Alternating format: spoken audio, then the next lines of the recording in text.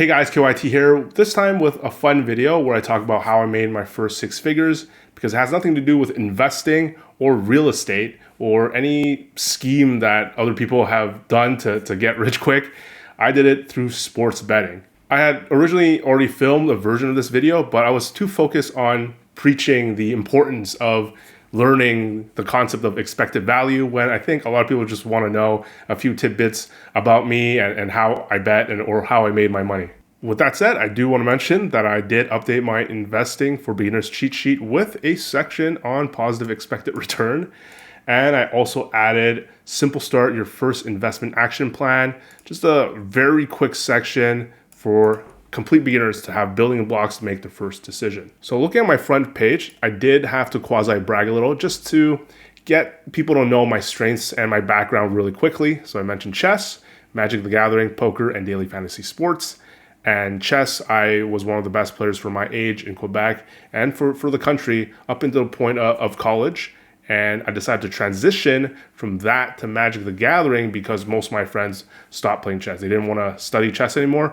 Magic, with a lot more variance, allows you to compete with someone, a professional, without having to study extensively.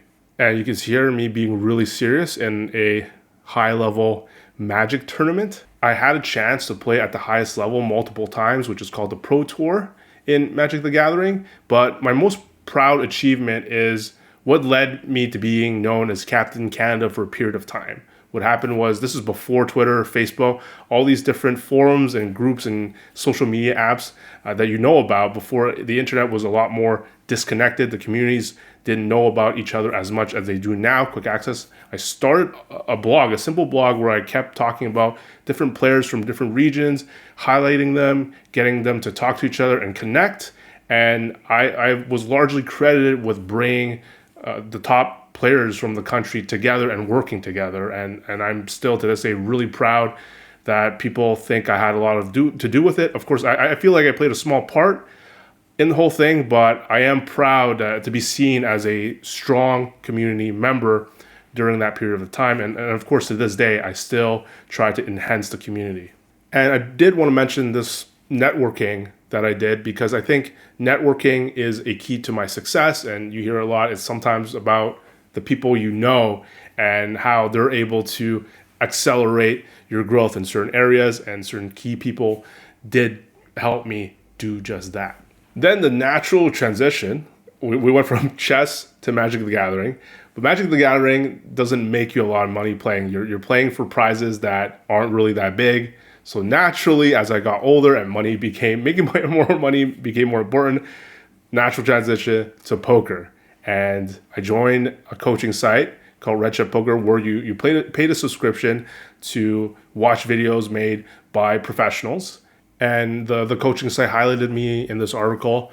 But the key event was, after their first year, they held a meetup in Las Vegas. So I flew all the way to Las Vegas to meet other members and to meet the coaches.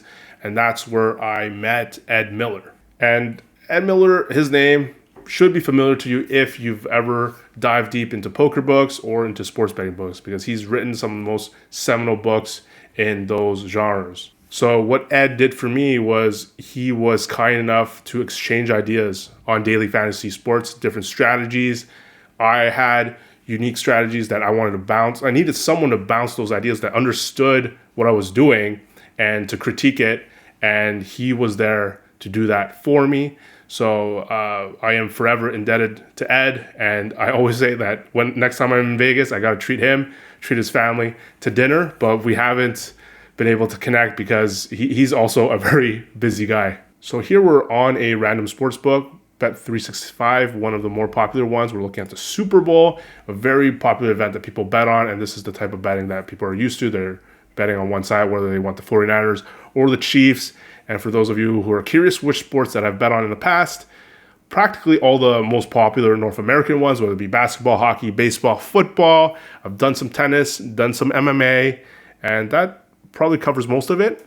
But the beginning of my money ramp started with DFS. And just to show quickly what it is instead of picking a team, betting on a team, which is the most standard way of betting, you're picking a team of different players and they each have different salaries.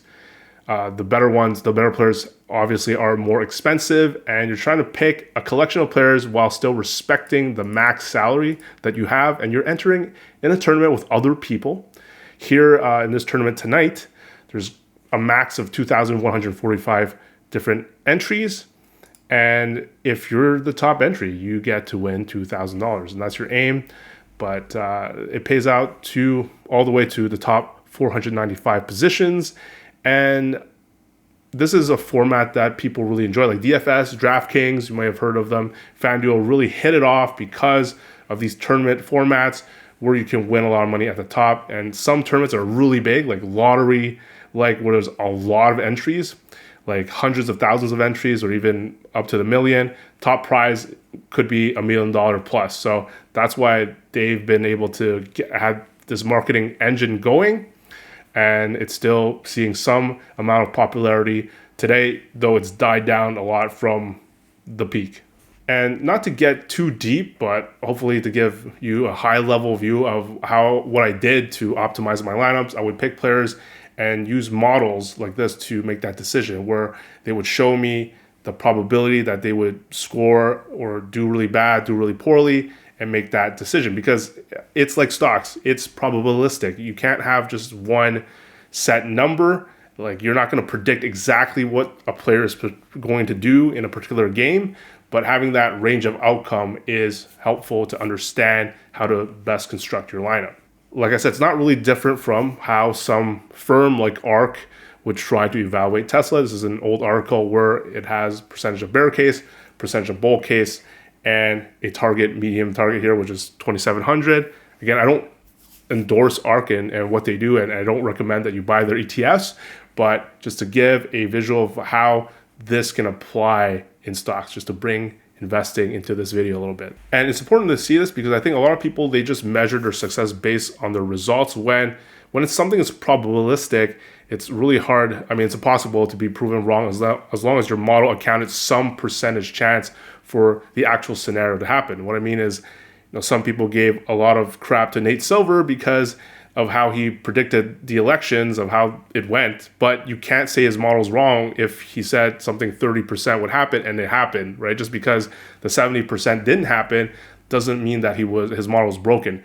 Same with ARK, same with the models that I used. It's only through constant, the model has to be tested a lot of times before you can actually say if you were wrong or right. So when it comes to stocks, quickly, when you thought something was a good stock, but it did poorly in the last year, was it part of the bad scenarios that you accounted for?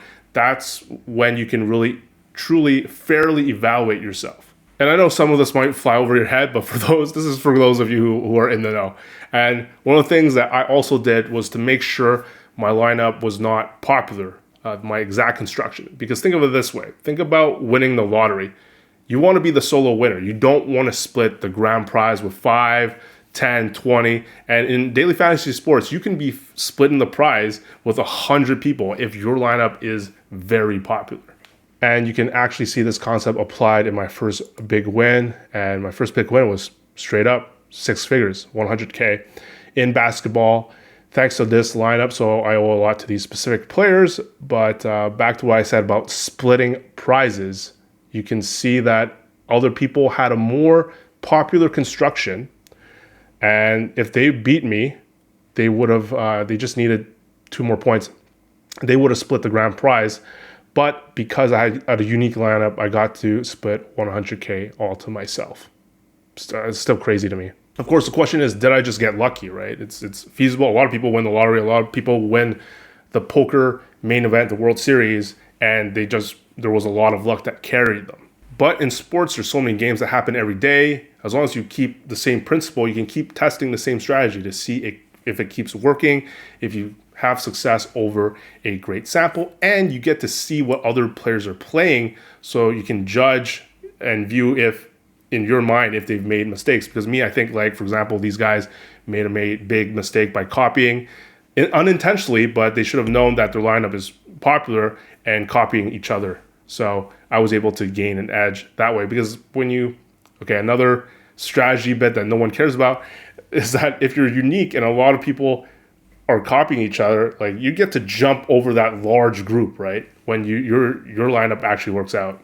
Now, it took time to dig up these results, and there's a lot more wins that I just don't have time to go through. But just to give proof that it was more than just a one-time thing, where I was just winning contests left and right at one point, which is awesome to think about.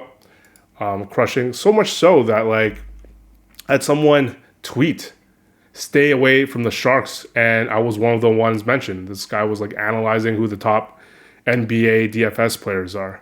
Pretty crazy. So of course, after making from 100 to 200K, it's like, why did I stop? Well, I stopped because, as with a lot of things, you can't guarantee that your edge is persistent. Other players might come to the same conclusions or have the same strategy, and then now your strategy becomes less good over time. Just like in poker, how online poker now, it's way tougher to beat than 5 years ago.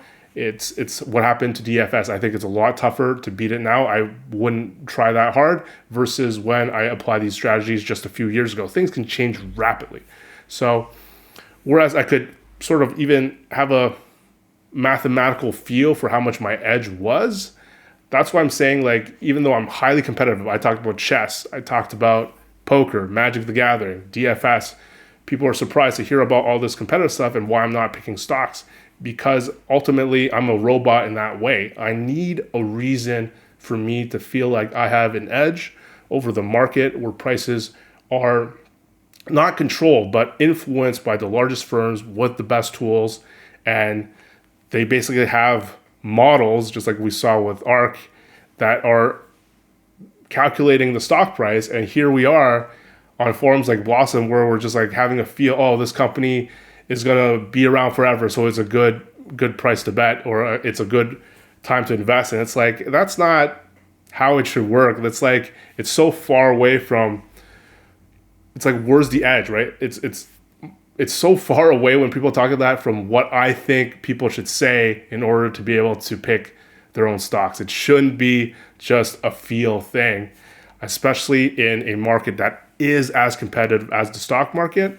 And this is money that is important to a lot of people for their future selves. And I think, for someone like me, man, it takes a lot. I'm a gambler, and stock picking, it's just like, it doesn't make sense to me. But of course, I'm open-minded to the fact that some of you believe you have an edge in stock picking, just like I did in DFS. And when I do these warnings, it's specifically for beginners that clearly are deciding stocks in such a way that shows that they clearly have zero edge. I'll end with this, a cute little thing for people to know, and I just want to mention that I bet on the Vegas Knights to win their first cup in their first year. And because I knew people in the fantasy sports world, Greg from ESPN actually interviewed me about it. I bet $200 in Vegas at 200 to 1. I mentioned here at the top, and just wanted to mention that tidbit because I was also on Las Vegas TV for a bit, and people at work were definitely having fun seeing me there and excited. And ultimately, they finished in second place. They lost in the finals to the Capitals, but I was almost correct. One of the few people that believed in the team from the very beginning. And okay, with that fun little tidbit, I'll see you in the next one. Thanks for watching.